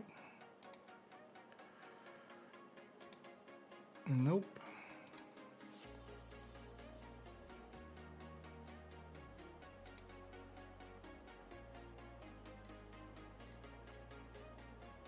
Yeah, this one, Notify engine, energy log. Okay, let's find notifications. Notifications, it's in the entities, notify. How I said it's called? Energy log. So I created notification notification platform using file.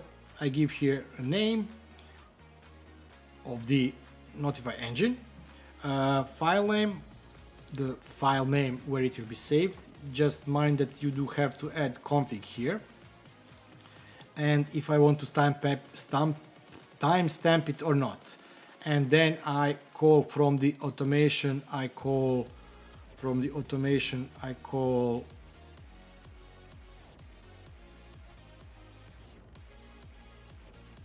where is it now? I call this. So notify energy log. This is the notification name, data, and I just save message like date. So date, sun energy day, sun energy night, daily energy total, and then minimum value, maximum value for the power, and total energy cost. So that's it. It's really simple. It's great that you can use the Notify engine, and you can just put push notification, and that notification will be saved into the file.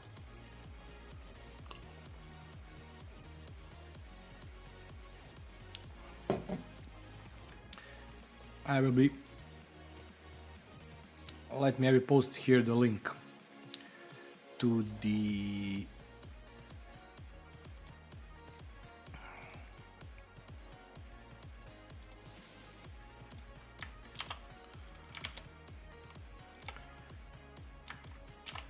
here is a link to the automation.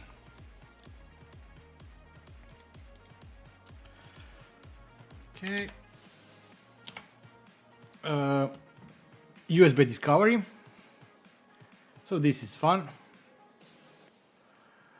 It should be now easier to set up or see or whatever the USB devices inside Home Assistant.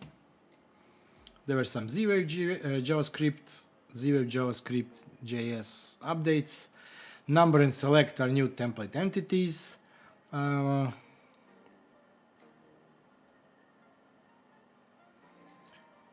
Utilize using the template integration. Thanks, you can now template your own select and numbers entities. Okay, this looks quite okay. This is example for the WLED effect speed.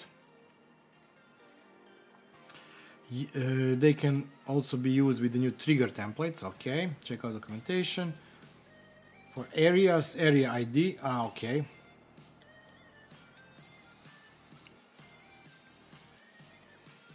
This is fun. I think I will be playing a bit with this one. More validation for the energy configuration. Offline and generating your energy. Not anymore. Catch up on the start. Okay. Camera can now be scaled to fit to a resolution that fits the device screen, which is something nice. I think it can. I hope it can be upscaled, not just downscaled. Transitions for lights. Lite now supports local push, DSMR to Swedish smart energy meters, Yamaha Musicast, Rainforest Eagle, Google Home, where your vacuum cleaner is. Oh, it's nice. I have to check where it is. But it's fun. It's probably just giving information it's docked or not. I should do more stuff with the vacuum cleaner. I'm now using it only for vacuuming. Shopping list. I wish there was an alternative to internal shopping list of Home Assistant that is not Grocery. Grocery is, you know, you have shopping list integration and then you have Grocery, and you have nothing in between. And there should be something between those two. Shopping list, I have it in my system, I'm not using it.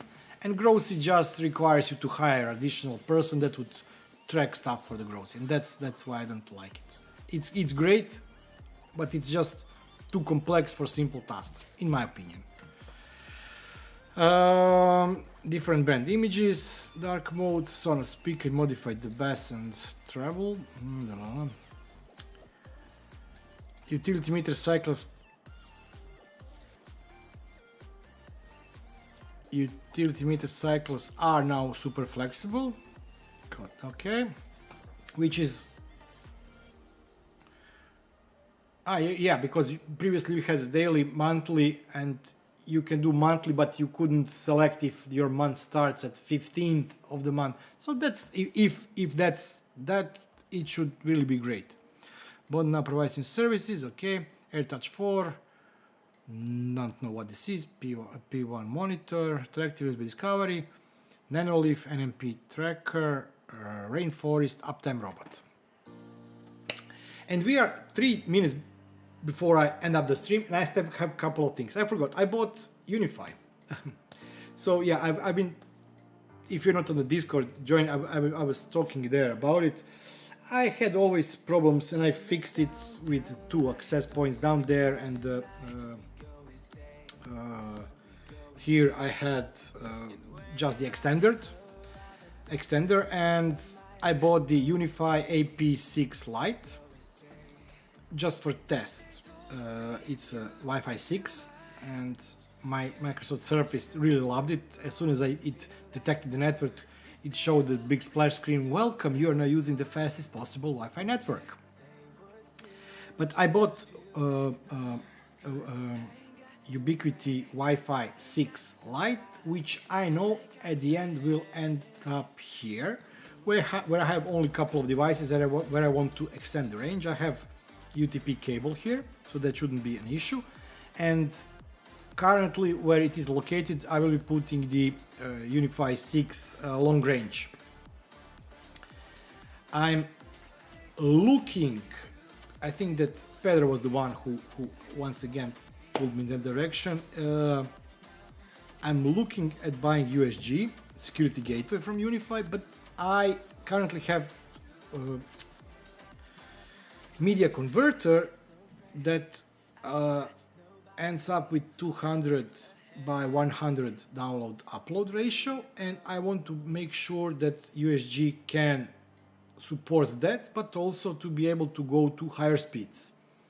If it's Pro, okay, I would go with the Pro, but I'm not 100% sure if I turn on the intrusion detection and some other security features that it would be able to do that. But nevertheless, there are some other things that I have to replace. I have to buy the new switch, and I will be going for the UniFi switch just to, if I'm already buying 2 access points from them, I will be having a switch, and maybe later on I will replace my MikroTik AP Square C, whatever it's called, with the Ubiquity one. And if I go with the Ubiquity one, I will go with the USG or UGS, sorry, Unified Security Gateway. Hey Taiko, nice seeing you too. So this is something that is new, and I will be playing. I installed the Docker. I don't know if it's installed it in the Docker in Synology. It's working great. I had a problem because I'm using host network and I have MQTT server, so I had to make the network control software from the Ubiquity work on different ports than MQTT. It's one thing. New stuff. Oh yeah, I bought the Google Coral for the IE. I'm waiting for it to arrive, and one of the future projects will be using machine learning, TensorFlow with the Google Coral on Synology for now, maybe something else. Wouter, this is the USG or USG Pro?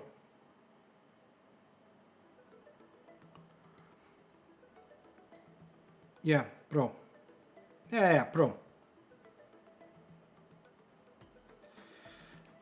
Mark, I'm not using. I don't have Ubiquity account on in the cloud. I've disabled a cloud account or cloud access. I'm using local control. On Synology, I have Docker container with the software installed in a Docker. So I'm trying to keep everything at my place. Because, yeah, especially with the recent data breach. But the problem isn't data breach. Everybody has data breach. Not everybody, but it's something that we have to live with. There will be more and more data breaches as we go deeper and deeper in the cloud services. But the problem is that they downplaying the data breach, hiding the data breach, not responding quickly on the data breach. That is the problem. I know that the worst, if you remember Sony, when they were downplaying the big data breach they had, I was one of the people. Great, yeah. So this is something that I would definitely be looking forward to in the long term. Replace my MikroTik, because my MikroTik currently is working excellent. I would say it's not brand new. It's about 6 months, 12 months, something like that. So I have to replace the switching part of my network. I don't have enough free PoE ports, so I will be buying this from the Ubiquity, and when I finish that and my Voron printer, then I will be going with the USG. And back to I was one of the people that data was leaked from the Sony, and the problem was not that data was leaked. If you are warned of the data leak, you can take preventive measures. If you do not know the extent of data leak, what data was leaked, how it was leaked, you do not know what you can do to mitigate the possible risks. Yeah. So I had to first install the Docker container to be able to add access point. I think that the other option is to use the mobile app, but I think that mobile app then requires you to have the cloud account. I'm not sure. When I did hook up everything, when I started to install the Docker, first thing it asked me was for the cloud account, and it took a couple of seconds for me to figure out that there is a way to disable that and go with the local account. I wouldn't say that they hid it, but they didn't. But they put a little bit of thinking on where to position that local part so that you do not see it as an option to use it. But then if you set it up, you can just do anything locally. You can disable both cloud account and cloud access, which I think is more for the analytics. So that's okay. I didn't test the traffic to see if there is a traffic going between my home and their servers. I usually go, I trust you, and if you fail me, then I'll fail you completely. So at this point, I will not be probably looking at the traffic going between the Docker and the Ubiquity until I find first signs that something is going there which I wouldn't allow. And then I will just block the traffic on the MikroTik router and let them try something new there. But I think that this is it for today. So I covered a lot of things. I don't know who was here, so we covered some of the future projects, Zigbee smart valves, another IP camera. We had small unboxing here. Whoa, I hit the mic. So this is temperature sensor, some Zigbee projects, Dustin Watts project, more Zigbee projects, whatever. So it was a lot of me talking. I did talk a lot about the Voron, but I'm really hyped about it, and I'm really looking forward to one day be able to build it and to have fun. This is it. So next stream will be first Saturday, unless this happens at Saturday. It will be Saturday after that. So next Saturday I will not be having stream. I know that usually I had stream the first Saturday after the release of Home Assistant, but since today we're having stream, I will not be having next one will be when I reach 10k, and let me see how far I am from 10k. I'm really close somewhere. So I'm 280 whatever subscribers from 10k, and that can happen in the next 1, 2, 3, 4 weeks, depending on how fast things go. They have been going up a bit last few weeks, so if it continues like that, probably around 15th of September there will be 10k stream, 10k stream, sorry, 10k scream, where I will be making a small giveaway of some of the stuff I got for the reviews, some of the projects I've built. I hope that they will be working by then. Some projects I will be buying, such as the Slim Laser, or whatever is the correct name for this P1 DSMR reader, and the tag reader from Andrea Dono, if I manage to get my hands on it, and the doorbell also. So yeah, I hope it will be fun stream. I just have to be careful. I cannot have stream on the 14th of September. If I remember correctly, this is my wedding anniversary. So I do not believe that my wife would approve of having a stream on the wedding anniversary, but who knows, maybe something changed, maybe she joins me, maybe I'm just kidding. So yeah, so probably in the next 2-3 weeks there will be, or 4 if it slows down a bit, but we will have a stream and we will talk about some other stuff and have fun. And yeah, thanks everybody for joining. I really had fun time. I've been talking for the last 2 hours. Oh, you did? Nice. I still haven't moved my main setup to DSM-7 on my... Whoa, did I show you this? I'm like hamster, I always jump from one thing to the other. This is my... Yeah, I think I showed this on the Twitter. Warning. Yep. I have one of the drives failing, and I did math. It's been running for 7+ years, 24/7. It's Western Digital Red 4 terabytes. I still haven't replaced, because first of all, this machine, it's 4 drive. Even if it fails, I will just pull it out, put another one inside. And I'm not in no hurry for that. I think the other drives, I've changed some drives, so I'm safe for now. But I'm really impressed, because this machine really was running 24/7 in not very friendly environment. It didn't have always the correct airflow, and it still managed to work so long. So I'm really, I wouldn't say that I'm happy for this error, but I'm really happy that it's made so far. Yeah.